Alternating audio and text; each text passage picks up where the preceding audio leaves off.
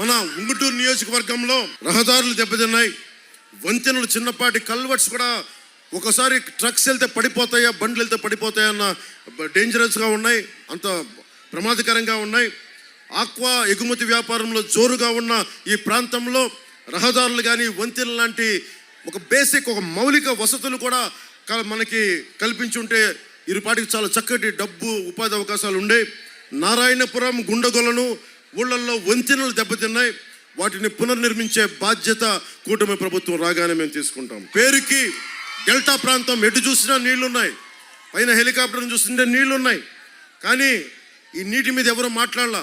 YCP ఊరూరా మద్యం అమ్ముతుంది కానీ ఊరూరా మంచినీళ్ళు ఇచ్చే పరిస్థితి లేదు. మనకి సీసాల్లో సారా పోసిస్తున్నారు కానీ గుక్కడి నీళ్లు మటుకు ఇవ్వట్లా. మన నియోజకవర్గంలో ఉన్న 81 గ్రామాల్లో 64 గ్రామాలకి ఇంకా తాగునీరు ఇబ్బంది ఉంది. మేము పాపం ఆయన అధికారంలోకి రాకముందే చాలా స్వచ్ఛంద సంస్థల లాగా ఆయన కుటుంబ ఫ్యామిలీ ట్రస్ట్ మీద మనకి ధర్మరాజు గారు రక్షిత మంచినీటి గ్రామాలకి సప్లై చేస్తూ ఉన్నారు. అలాగే ఆక్వా రైతాంగం కూడా మీకు బలమైన చేయూతని ఇవ్వాల్సింది పోయి మిమ్మల్ని అగాధంలోకి తోసేస్తాడు. ముఖ్యంగా ఆక్వా రైతాంగానికి మీకు జరిగిన అన్యాయం, కరెంటు కానీ సీడ్ కానీ ఫీడ్ కానీ అన్ని రేట్లు పెంచేసి ఈ ఆక్వా రైతుల్ని ముంచేసిన ప్రభుత్వం ఇది. ఇదే కంటిన్యూ అయితే మన రాష్ట్రానికి మన దేశానికే విదేశ మారక ద్రవ్యం మనకి లోటు అయిపోతుంది. ఈ వ్యవస్థ మారకపోతే చాలా పెద్ద ఎత్తున మనకి విదేశ మారకం దెబ్బతింటాం మనం. గత ప్రభుత్వ హయాంలో యూనిట్ ₹1.5 ఉంటే కరెంటు ధర తగ్గిస్తున్నామని సీఎం కాకముందు చెప్పిన వ్యక్తి ఈ రోజున ఆక్వా రైతులకి ₹5 కట్టే స్లాబ్ పడేలా రూల్స్ మార్చేశాడు. 2019 ముందు ఒక బ్యాగు ఖరీదు సీడ్ ఖరీదు ₹1,650 అయితే ప్రస్తుతం రేటు ₹2,750. అంటే ₹1,100 వ్యత్యాసం. ప్రతి ఆక్వా రైతు కార్మికులు ఆలోచించాలి.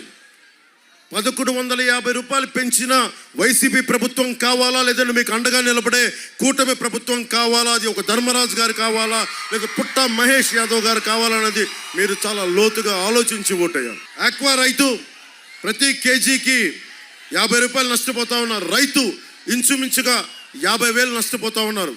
రైతులు నష్టపోకుండా ఉండే బాధ్యత మేము వచ్చి మాట్లాడతాం, మీ సమస్యను తీరుస్తామని తెలియజేస్తా ఉన్నాం. అలాగే సబ్సిడీలో వచ్చే ఏరేటర్లు ఆపేశారు. ఎన్నికల ముందు మద్దతు ధరని చెప్పిన వ్యక్తి ఈ రోజున ఆపేశాడు. ఇంకా ఆక్వా రైతాంగానికి తెలియంది, మీ ద్వారా ట్యాక్సులు కలెక్ట్ చేసి నేషనల్ ఫిషరీస్ డెవలప్మెంట్ బోర్డు నుంచి తిరిగి మీకే రావాలి ప్రోత్సాహకాలు. అలాంటిది తెలంగాణలో ఇస్తున్నారు, కర్ణాటకలో ఇస్తున్నారు, కానీ ఆ డబ్బులు మీరు ఇచ్చిన ట్యాక్స్ డబ్బులు భవన నిర్మాణ కార్మికుల సంక్షేమ నిధిని ఎలా దోచేశాడో అలాగే ఆక్వా రైతాంగం కట్టిన ట్యాక్స్ డబ్బుల్ని జగన్ తను కూర్చొని తన సారాకి తన మద్యం వ్యాపారాలకి అమ్మేసుకుంటా ఉన్నాడు. తాగునీటి సమస్య మనం అనుకోవచ్చు, అన్ని చోట్ల ఉండేది అనుకోవచ్చు, కానీ ఎక్కడైతే ఆక్వా ఉందో అక్కడ చాలా కష్టమైంది, క్లిష్టమైన పరిస్థితి ఏంటంటే ఆక్వా ఉంటే ఉపాధి అవకాశాలు ఉన్నాయి, డబ్బులు ఉన్నాయి, దాంతోపాటు చెరువుల్లో క్రిమి సంహారక మందులు ఎక్కువ వాడతారు. దానివల్ల తాగునీటి సమస్య ఎక్కువైపోయింది, గ్రౌండ్ వాటర్ పొల్యూట్ అయిపోయింది.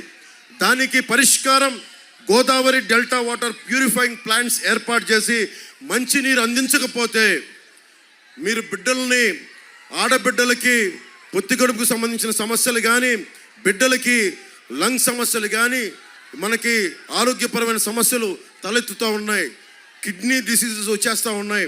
దీనికోసం ఒకటే పరిష్కారం, పోలవరం నుంచి పూర్తయితే దాని ద్వారా వచ్చే తాగునీరు మనకి చాలా అవసరం. దానికి ఏలూరు కెనాల్ నీళ్లతోటి ఇక్కడ తాత్కాలికంగా పోలవరం రెడీ అయ్యే వరకు తాగునీటిని సమస్య తీర్చే అవకాశం ఉన్నప్పటికీ కేవలం ఆ కెనాల్లో ఈ డబ్బుల్ని మద్యానికి ఖర్చు పెట్టి, అనవసరమైన చోట్ల ఖర్చు పెట్టి, వాళ్ళ ప్రభుత్వ భవనాలకి వైసీపీ రంగులు వేయడానికి 1,300 కోట్లు, తీసేయడానికి 1,000 కోట్లు ఖర్చు పెట్టి మనకి ఏలూరు కెనాల్ కెనాల్లో పూడికి తీయలేకపోతే మనకి ఇంకా ఉంగుటూరులో తాగునీటి సమస్య ఉంది. పోలవరం కట్టడం తర్వాత విషయం, ముందు ఈ నియోజకవర్గంలో పోలవరం కుడికాలువ పొడవున ఉన్న గట్లన్నీ మనకి పూడికి తీయాల్సింది పోయి చేసి బయటికి తీసిన మట్టిని మళ్ళీ వాసుబాబు గారు అమ్మేసుకున్నారని దృష్టిలో ఉంది. అలాగే క్రాప్ ఇన్సూరెన్స్ మనకి వెదర్ ఫోర్కాస్ట్ కానీ అగ్రికల్చర్ డిపార్ట్మెంట్ని కోఆర్డినేట్ చేసుకుని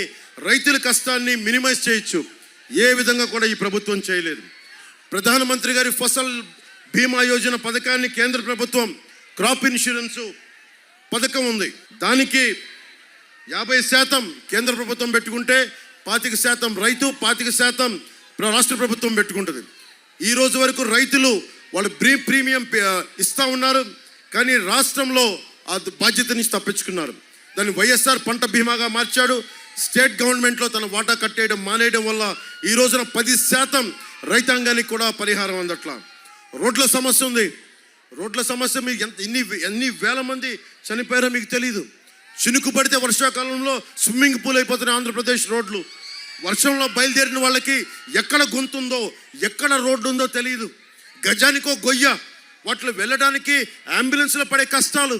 నిజంగా జబ్బున్న వాళ్ళు కానీ గర్భిణీ స్త్రీలు అంబులెన్స్ వెళ్ళాలంటే అది ఎంత ప్రమాదకరమైందో మీరు అందరూ ఊహించుకోవచ్చు. అలాగే రోడ్లని ఇన్ఫ్రాస్ట్రక్చర్ డెవలప్ చేయకపోతే ఎలాంటి నష్టాలు ఉంటాయని చెప్పడానికే పల్నాడులో మనకి ఒక చిన్న ఎగ్జాంపుల్గా చెప్తున్నాను. హయ్యెస్ట్ రోడ్ యాక్సిడెంట్స్ ఆంధ్రప్రదేశ్లో. పల్నాడులో 4 పిల్లలు ఉన్న ఆనంద్ అనే యువకుడు చనిపోయాడు. కాకినాడలో పెద్దపాలెంకి చెందిన భవన నిర్మాణ కూలి సత్యబాబు చనిపోయారు. చిత్తూరు జిల్లా గొంటిపల్లి చెరువు దగ్గర కరుణాకర్ రెడ్డి గారు చనిపోయారు. నెల్లూరు జిల్లా మునుగోలులో బీజేపీ మండల అధ్యక్షుడు శ్రీనివాసులు రెడ్డి గారు చనిపోయారు. మన్యం జిల్లా సాలూరు మండలం లారీ డ్రైవర్ సురేష్ గారు బైక్లో వెళ్తూ ఉంటే యాక్సిడెంట్ అయి చనిపోయారు. ఇలా ఇన్ని వందల మంది, వేల మంది చనిపోతూ ఉన్నారు. వీళ్ళందరూ కొంచెం పేరున్నోళ్ళు కాబట్టి మనకు తెలిసింది. నేను కోరుకుంటుంది కూడా కనీసం మౌలిక అవసరాలు, కనీసం గుంతలు పూడ్చలేని ప్రభుత్వం మీకు ఇంకోసారి కావాలా లేదనేది మీరు నిర్ణయించుకోండి. ఈసారి కొడితే కుంభస్థలం బద్దలు అవ్వాలి, బద్దలు అవుతుంది.